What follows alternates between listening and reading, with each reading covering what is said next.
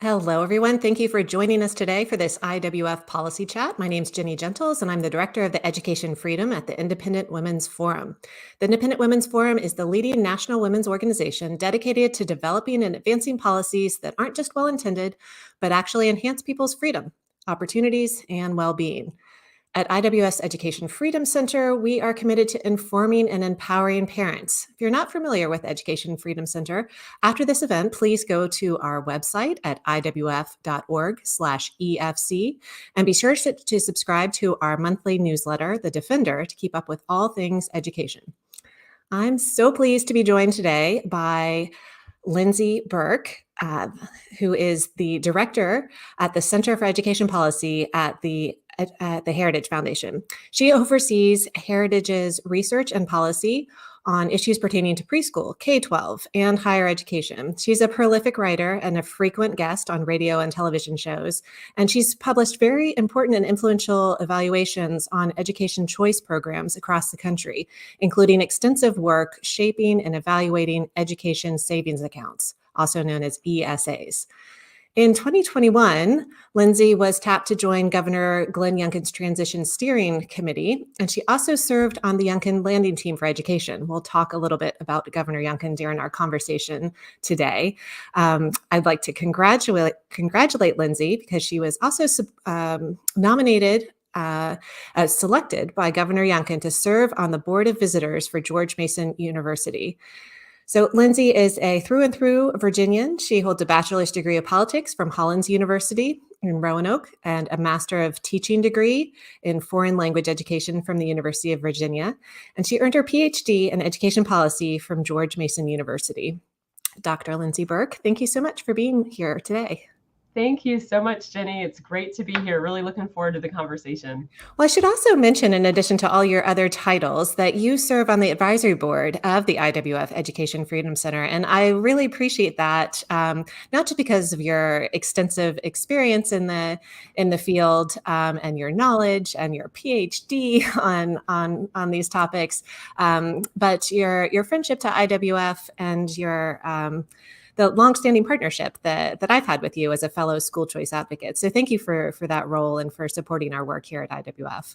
Well, thanks. It's an honor to be part of it. And I really believe IWF is doing what very few other organizations are doing. I would include Heritage among them, of course, but y'all are really willing to tackle education reform, education freedom in a way that many other organizations, groups aren't willing to do. And that is by really marrying the urgency of education choice with a lot of these hot button issues. We're talking today about how this is the hottest back to school item is education freedom. And that's something that IWF has been willing to be out in front of, really saying to families, if you are concerned about the content that is taught in your children's schools, if you're concerned about radical gender ideology, whatever it is that might be of concern to you, that choice is a solution. And so that's been really important. And it's been so great having another partner in the movement that is willing to fight on those grounds.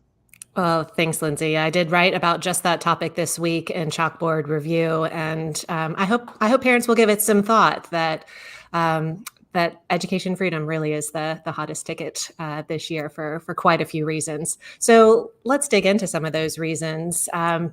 My children are heading back to school later this month. It's not quite back to school time here in Northern Virginia. We've got another couple of weeks. Your son probably won't be heading to school for another 4 or 5 years. There is your precious baby at our Education Freedom Center launch event. I'm so glad he was able to join us. Does being a first-time parent change your feelings about back to school season? It certainly just increases the urgency of reform. You do it from a professional capacity for years, and then all of a sudden to really apply that to your own home, it does. It just makes it so much more urgent. You really do put even more of a microscope onto your local school, as every family should do, and I know most families do. But yes, it certainly just brings it all home. And I think, reifies in my mind everything that we have said in terms of what good public policy looks like and why it is so critical to children across the country. So just having that single data point of one now at home, and that was a great picture. That was actually his very first outing ever. So to the Capitol Hill Club in DC. Well, that shows what a great friend you are to IWF, that you came in from the Virginia suburbs to support the launch of our center. So thank you, Lindsay. That was awesome. I remember back when I had very small children that, like you, I had before having kids, was known as a school choice advocate, as a believer in education freedom. And people would ask me, so where are you going to send your kids? What kind of choice are you going to make? And I kept having to remind them, I don't know. I don't know what their strengths and interests are. That's the whole deal with school choice, right? Like your sweet baby has not communicated to you yet what would be the best fit, right? No, I mean, probably a school that serves a whole lot of food because he likes to eat a lot. But other than that, he has not communicated. And that's the thing, the strengths, but even a school can change year to year, right? Administration of a school can change, and that can really change the culture of a particular school.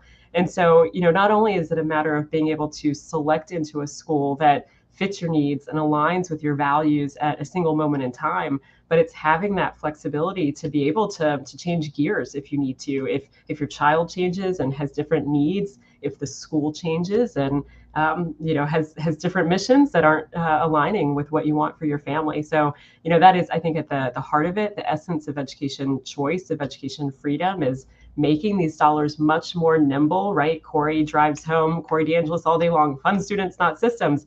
And that's exactly it. At the end of the day, what this movement is about is changing how we think about education financing. It is putting into practice what Milton Friedman argued all the way back in 1955, that the administration of schooling is not required as a function of public financing of education. In other words, just because we publicly finance schools does not mean government has to deliver education. And so it is separating that financing from the delivery of services. And then, as Corey so eloquently puts it, funding the kid and not the system. And it is, that model makes it so much more nimble that when a school does change course or when your child needs something different, dollars are nimble and you can have those dollars follow you to whatever learning environment is the right fit. Well, one of the ways that schools change course, or at least the government schools, let's start talking a little bit more about them, is school board leadership. Yeah. And you and I both live in Northern Virginia. We don't have really fantastic school boards right now when it comes to boards that might respect parents' rights, really even boards that are going to focus on academic instruction and addressing the huge learning loss crisis that they created by closing schools for too long. So you and I recently spoke at a Promise to America's Parents event that was hosted at Heritage last week.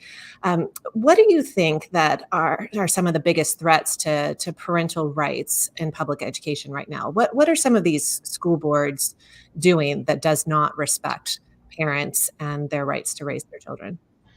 Well, and hopefully, I'm always optimistic. And so hopefully we've seen enough of a pushback over the past 2 years or so that school boards are going to start to be much more reflective of the families that are in their communities and responsive to those families. But we know that that is not always the case. And across the country, we hear incidents all the time that school boards are not working in as partners with parents. And I think that's it at the end of the day. We want parents, we want schools to be partners with parents. We want school boards to be partners with parents, not conspirators against families' values. And unfortunately, when we see schools, sometimes at the behest of boards, that are hiding what is happening with children at that school from their parents, a child decides to change their pronoun. So schools should be informing parents of that change, of something that a child wants to change, not trying to hide it from them,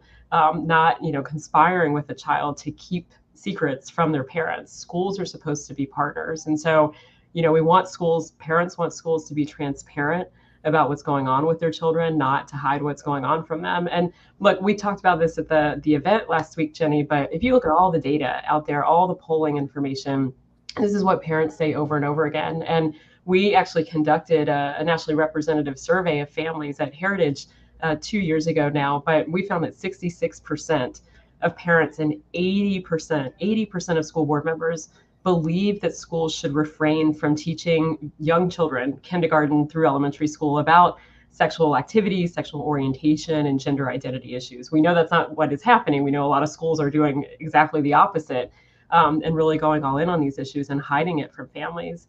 But we also found in that same survey that 70% of parents and about 60% of school board members believe that schools should inform parents if their child says they identify as transgender or have questions related to their gender identity. So, I think sometimes we don't give school boards, and sometimes rightly so, the benefit of the doubt, but 60% of school board members in our survey believe that parents should be informed about some of these crucial issues that might be taking place at school. Well, unfortunately, in a state like Virginia, they don't have that option because these policies come down from the state level. And then increasingly, and we talked about this at the Heritage event, there's a threat from the federal level. Right now, some school districts are interpreting Title IX as mandating that they hide these gender transitions, that they are encouraging children down from the parents. But once the Biden administration's proposed Title IX regulations come into place, then they are going to have to hide it if the child. Yeah. So we're talking about like an 11-year-old child says that they want their new name, identity, and pronouns hidden from parents. They have to hide it lest they would be in violation of Title IX. Right. And let's be clear on what violation of Title IX means. It means an investigation, and it means the threat of losing federal funding. And no school that receives federal funding and has become dependent on receiving those federal funds wants an investigation and the possibility of losing the federal funds. So they shape up real quick when regulations like these proposed Title IX regulations come into being. And so everyone should be paying attention to what's going on with Title IX. IWV, Independent Women's Voice, has created a portal that will help facilitate comments on the regulations, and those comments matter. When Washington puts out these overreaching proposals, they need to hear back from the American people saying we don't want the federal government coming in and taking over how schools are run. We don't want the federal government coming in between parents and children. And so we can share information about that IWV portal, and we encourage everyone to put in comments on that. All right, so what should parents do?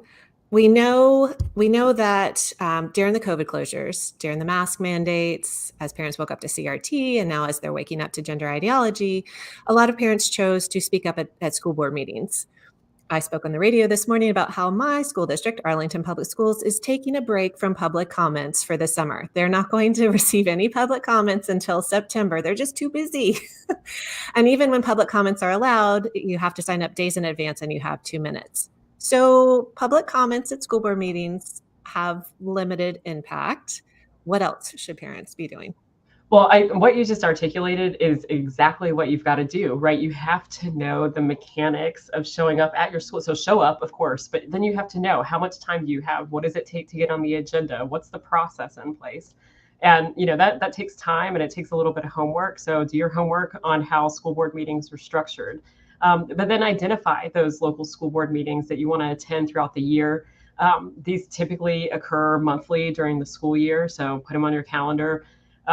You can stay abreast of school board meetings by reading all the minutes that are usually posted, usually online after the fact if you're not able to attend. But if you can attend, have some questions drafted. I mean, things, all of these sort of cultural issues that Jenny's been bringing up, but also things like budget questions, because they can have a real impact. How much of your district's budget is going to hiring new diversity, equity, inclusion staff in your district? These are often referred to as chief diversity officers in the K-12 space, but they're analogous to DEI staff in higher education. Be familiar with your school board's mission statement.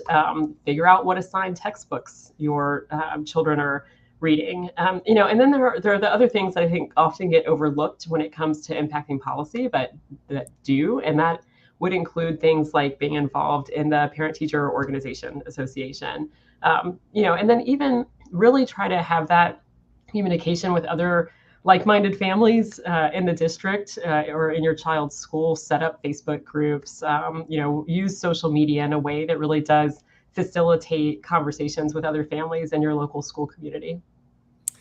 So those are some things to do within the public system. Some parents, including myself, kind of reach the end of the rope with the public school system and realize this isn't going to work for my family. And the COVID closures were a driving factor for my decision. But there are a number of other reasons that families choose to leave their government assigned schools and explore other options. Some families can afford it. Many families can't. Or at least they think they can't until they've done the research on the options. And so that's where education freedom and school choice programs come into place. So you served on Virginia Governor Glenn Youngkin's transition team. What do you think the governor is going to do to empower parents with education freedom? When parents reach the end of their rope, these schools are not prioritizing academic instruction. These schools are continuing with COVID chaos with their policies, and these schools seem obsessed with these radical ideologies. I want my kid out.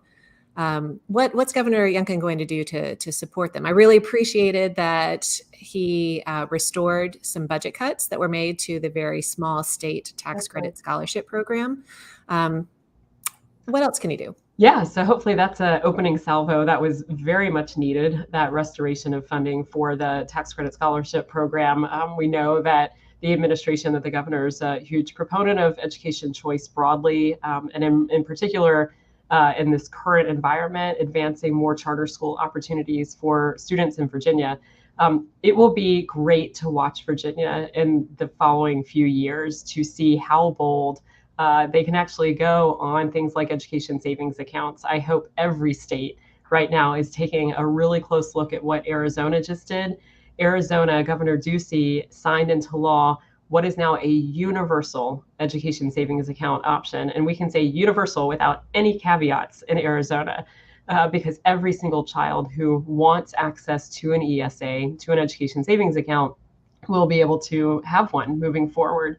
And that is the model. That is the number one model now in the country, that from day one, from the moment you enter kindergarten, if you would prefer to have an education savings account rather than be assigned to a government school that happens to be in your neighborhood where your family can afford to buy a home, instead you can receive a portion of the state per pupil funding that would have been spent on you in that public school, and it can go directly into your ESA.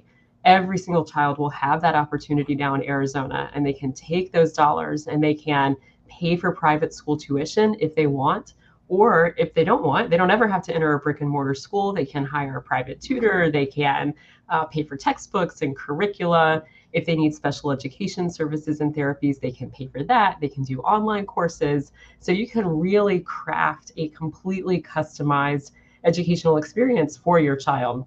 And so again, that will now be available to every single child in Arizona.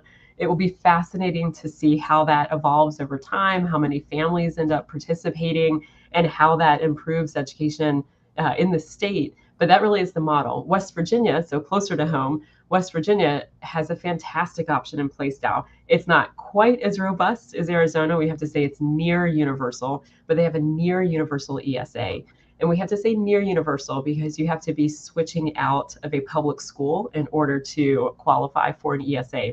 But effectively, nearly every kid in West Virginia is covered. I think it's about 93% of children in West Virginia who will now have access to an ESA. So same structure in West Virginia, but more and more states. We're now at the point, I believe, where we have 10 states that have an ESA option in place. So, Virginia has a great roadmap already written out for it.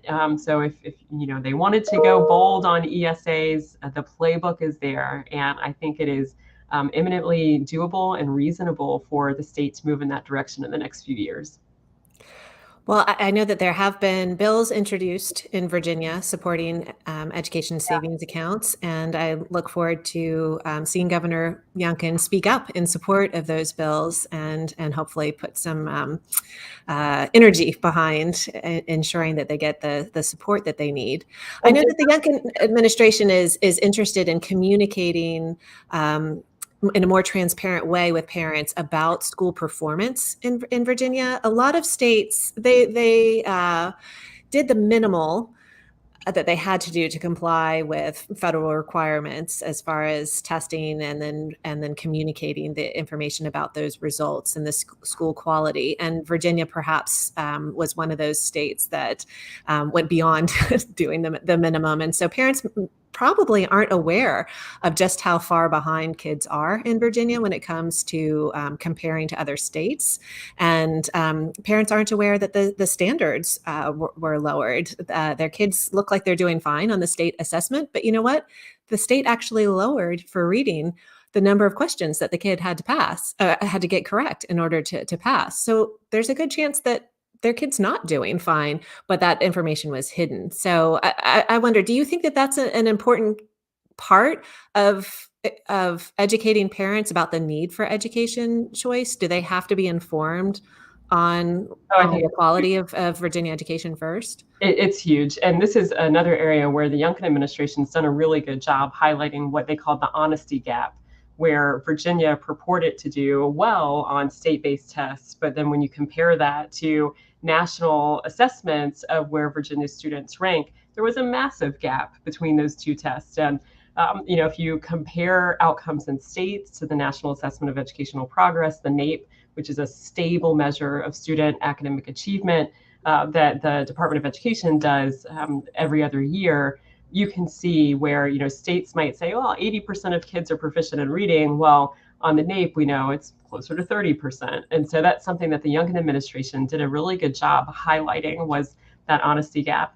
And I should also say on the question of education choice, it's the whole administration. Lieutenant Governor Winsome Sears has been a great proponent of education choice coming to Virginia as well. So I think there's a lot of enthusiasm within the administration.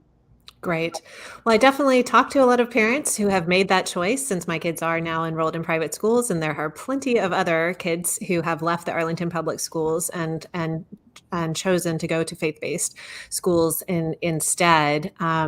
I don't think that they are aware of the state tax credit scholarship program, and that's probably the case in a lot of states. There are these school choice programs in, I think there's something like 65 private school choice programs, including 10 of these education savings accounts that you mentioned earlier.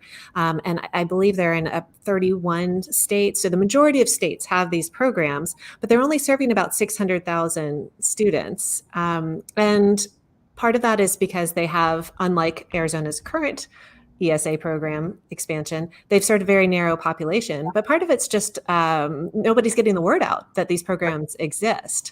So what can groups like Heritage and IWF, what can parents do to help spread the word about school choice? Yeah, so you're right. I think it's two components. It's spreading the word, but then it's also the design of the programs. And here, I think Florida has done a really good job where when they established their education savings account, they housed management of their ESA with a nonprofit instead of with a state agency. And when you house an ESA or any school choice program with a state agency, the state agency, just by virtue of what it is, their primary focus is going to be on the public schools in that state. And so they have either little time, or they may not even be friendly to your school choice program, little enthusiasm to promote it to families. So in Florida, housing its ESA program with a nonprofit whose sole focus was the ESA, communicating it to families, making sure that it was working well, making sure information was in Spanish for Spanish speakers, everything you could think of to make sure it was successful, that has really made a huge difference. So I do think that's one big lesson in communication. But even bigger than that, it's the design of the programs. And so Arizona going totally universal, I cannot wait to see 5 years from now what that 600,000 figure has transformed into. I am confident that we will see that increase by orders of magnitude as a result of Arizona and West Virginia, and hopefully more states looking at you, Texas, to follow suit soon. So I think we're going to see that number really grow. But one way we can ensure that it does is that we make these options more available to more families. So to your point, they have historically, education choice programs have been targeted toward particular categories of student eligibility. So kids with special needs, students from low-income families, they have not typically been universal, particularly when they first begin. And so that has meant that there's been a narrower constituency for fighting for the program, for maintaining it long term. And that makes sense, right? If you don't have a large group who are benefiting from the program, you're going to have less political capital to keep that program afloat long term. So going universal also helps in that regard as well. And then finally, I would say on the sort of messaging, for lack of a better word, around education choice, this is a point that my colleague Jay Green has been making really forcefully, and I think it's a really important point, that as conservatives, we should be unafraid and unapologetic about making the cultural case for school choice. And we have not done that sufficiently. If you think about, Jenny, what drove moms to show up in Virginia, to show up at school boards, what really drove the election outcomes there, it really was a lot of these cultural issues, right? It was, you mentioned critical race theory, it was radical gender ideology, and still is. We have not, I think, as a movement, always sufficiently made the connection that if you are worried about these issues, school choice is a solution for you.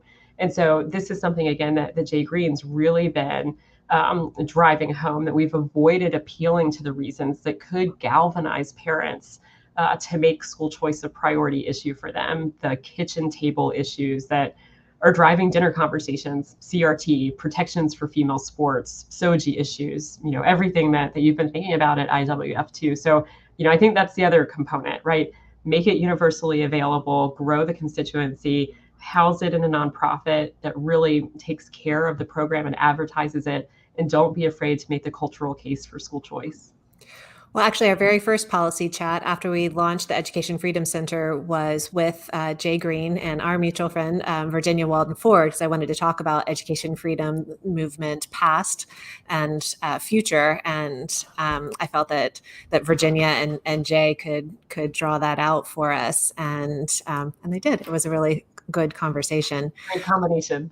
Yeah. So some people look at the expansion of the Arizona program. They don't know that these private school choice programs have been around for 30 years, starting with the Milwaukee program all those many years ago.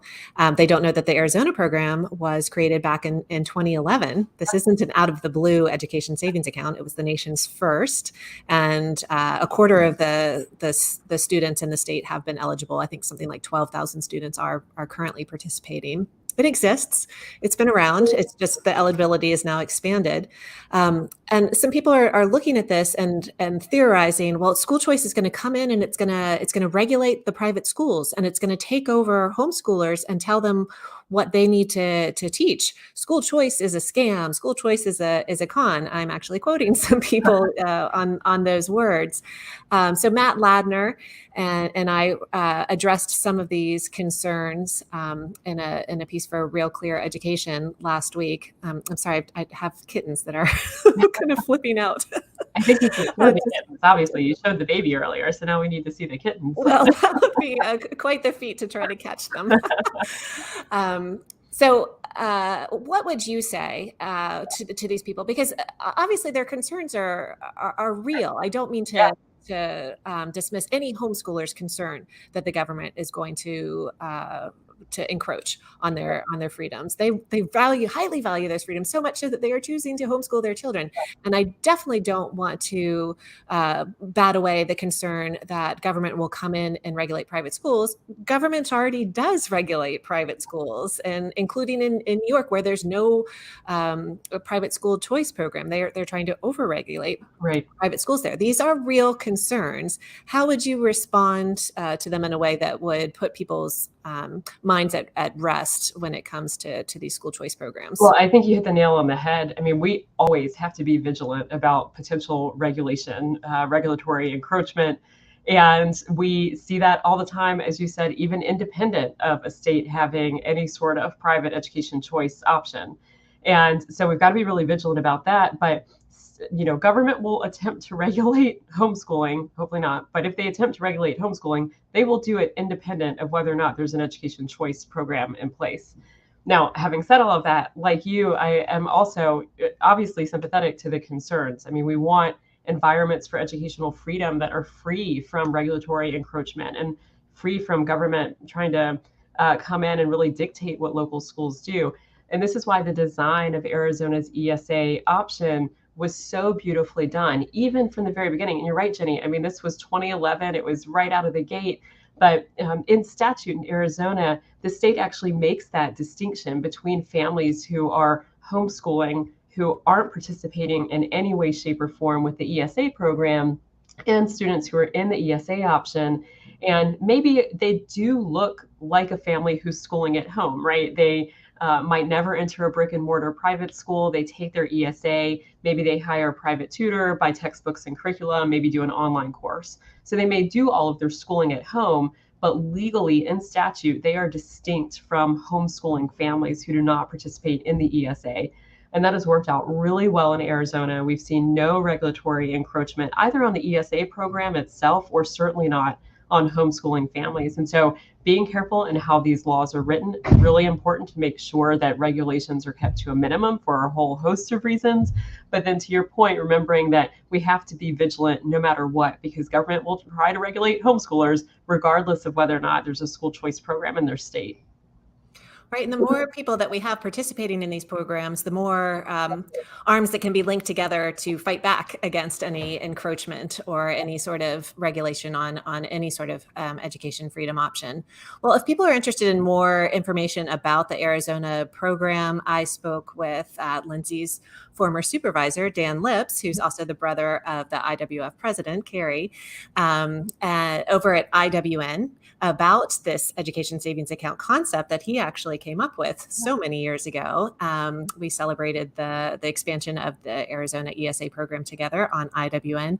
And then more recently, this week, I spoke with Matt Beinbaum with the Goldwater Institute about the program. And we walked through some of these concerns. And he shared a report that the Goldwater Institute had done on 10 years of the program. And Lindsay, you've done some research. So if people are interested about how families are using these accounts, they can look at the Heritage reports as well. Yeah, at the Heritage Report and also at EdChoice as well. So a lot of our research on ESAs, on how families use them. I mean, we know how every penny is spent and how families are customizing their children's ESAs in Arizona. But those reports that I've done, and then also done in conjunction with my colleagues, Jason Bedrick and Jonathan Butcher, those are all over at EdChoice as well. But I'm happy that you said that, Jenny. Dan Lips really does deserve all the credit in the world for really coming up with this idea of education savings accounts. And it was, if you pull out your old copy of Education Next from 2006, you'll see an interview between Milton Friedman and a woman named Pearl Rock Kane. And in that interview, Milton Friedman threw out this idea of partial vouchers, right? Even decades later, right? He wrote The Role of Government in Education in 1955, where he put out the idea of vouchers.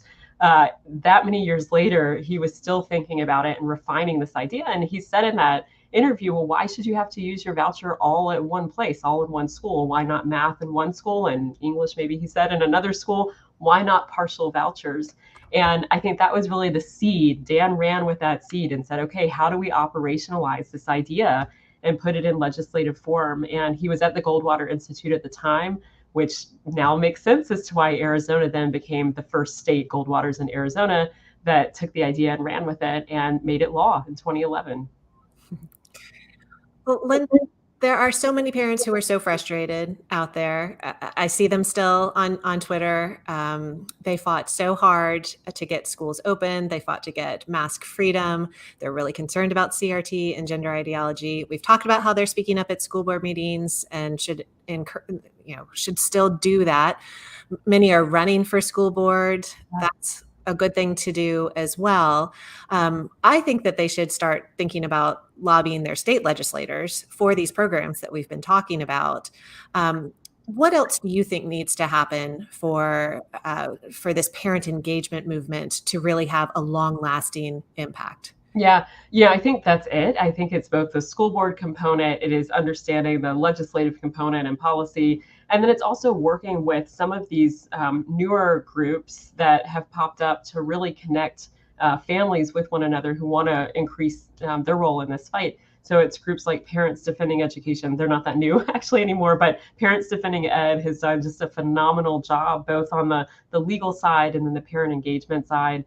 Groups like Moms for Liberty. So there are all of these new organizations that are popping up that are really doing the tough grassroots work to change policy in states. And so getting involved with some of these organizations, Heritage Action also works on the ground as well, can have a huge benefit as you try to work with either the state legislatures across the country or with local school boards. And Heritage, we've been doing school board member training as well. And so there are so many groups right now engaged in this fight. I'm very optimistic that it's going to have some incredibly positive long-term benefits. Fantastic. Well, Lindsay, I know that we didn't plan this, but you mentioned the two organizations that I featured in our second policy chat, and that is Parents Defending Education, Nikki Neely, and then Moms for Liberty, Tiffany Justice. They are wonderful partners in what we do. And I love that these powerful, smart women can all link arms and we can work together to encourage other powerful, smart women to get engaged and to fight for education freedom and to fight for parental rights. And we do want to hear from parents to find out how else we can be supportive and how we can help. So, Lindsay, there's so much happening in the K-12 education arena, and thankfully you are keeping policymakers and parents informed. So thank you so much for joining me today and for all you do to educate people about education freedom. Well, thanks so much for having me, Jenny. It was great, and we could talk forever. And next time, maybe we'll hit higher ed and Biden's misguided student loan forgiveness plans and all the stuff that we have to keep our eye on. But thanks for all of your great work at IWF. Really appreciate it. Absolutely. So parents, please stay engaged. In addition to following the work of our Education Freedom Center, you can be part of the conversation on our members-only platform, Independent Women's Network. I referenced a couple of the conversations that I've had over there for my series, Escaping Your Government Assigned School. This is a weekly series with new videos every Tuesday. Next week, you can tune in for a conversation that I'll be having with Nikki Neely from Parents Defending Education about how to resist the CRT efforts in your schools. So come on over to IWN, watch the Escaping Your Government Assigned School weekly series, and listen as I engage in conversation, often with women who are advocating for school choice and creating new education options. If you aren't a member of IWN, we encourage you to visit iwnetwork.com and activate your free pass membership or select another level that's right for you. I hope to see you on the network. Thanks for watching today, and please stay tuned for more events like this from IWF.